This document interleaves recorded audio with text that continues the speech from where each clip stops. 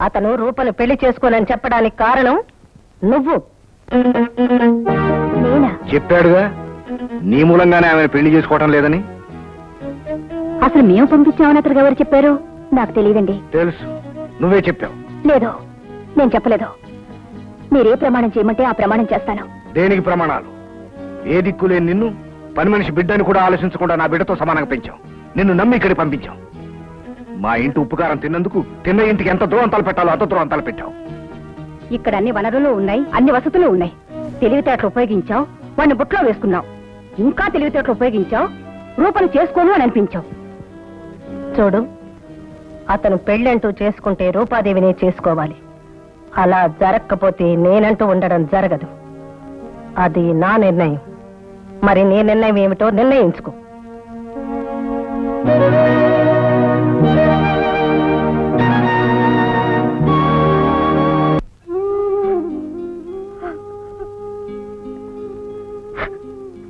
రూపా, రూపా, అందరిలాగే నువ్వు కూడా నన్ను అపార్థం చేసుకున్నావా?